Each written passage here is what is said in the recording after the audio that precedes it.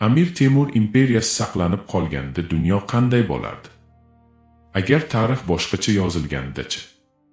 Tasavvur qiling, siz dunyo xaritasiga qarayapsiz. Lekin u siz bilgan xarita emas. Markaziy Osiyodan boshlangan ulkan davlat sharqqa, g'arbga, janubga yoyilgan va uning nomi hamon bir xil. Amir Temur imperiyasi. Bugun biz bir savolni ortaga tashlaymiz.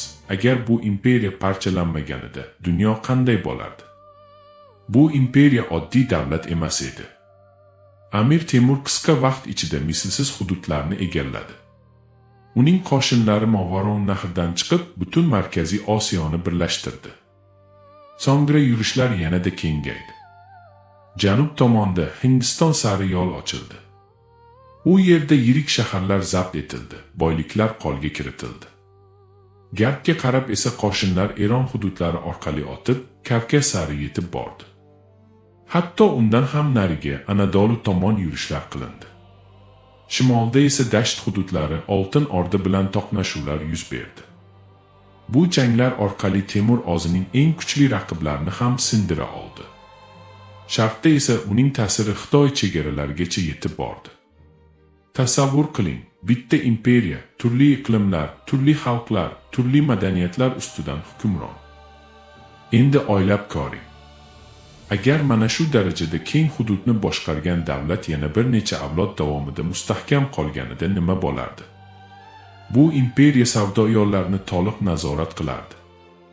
Sharq bilan G'arb o'rtasidagi barcha aloqalar aynan shu hudud orqali o'tardi. Bu degani dunyoning iqtisodiy markazi aynan shu yer bo'lar edi. Yevropa davlatlari boyish uchun yangi dengiz yo'llarini izlashga majbur bo'lmasligi mumkin edi.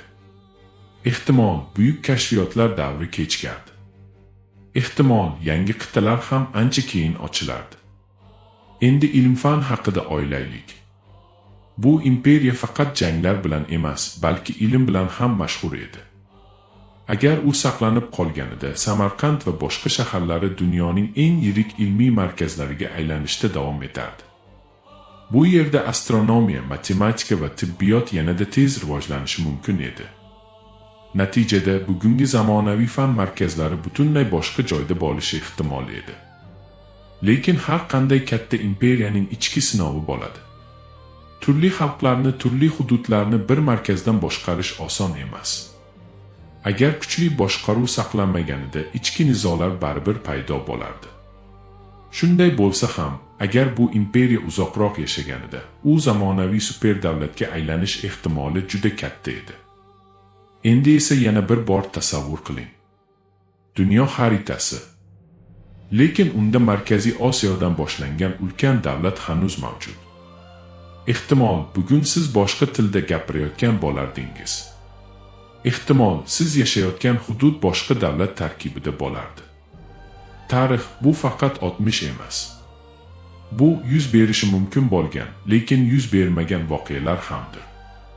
Va ba'zida bitta imperiyaning parchalanishi butun dunyo taqdirini o'zgartirib yuboradi. Xulosa qilib aytganda, Amir Temur barpo etgan imperiya oddiy davlat emas edi. U o'z davrida dunyoning eng yirik, eng ta'sirli va eng strategik hududlarini birlashtira olgan kuch edi.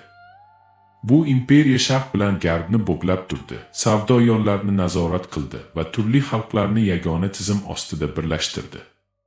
Agar bu imperiya parchalanmaganida, ehtimol insoniyat tarixi butunlay boshqa yo'nalishda rivojlangan bo'lardi.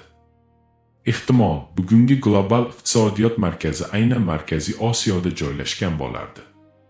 Buyuk savdo yo'llari shu yer orqali o'tishda davom etardi va dunyoning eng boy shaharlari ham aynan shu hududda shakllanardi. Ehtimol Yevropa davlatlari bugungidek tez rivojlana olmas edi. Chunki ular mustaqil ravishda boyish uchun yangi yo'llar izlashga majbur bo'lmasligi mumkin edi.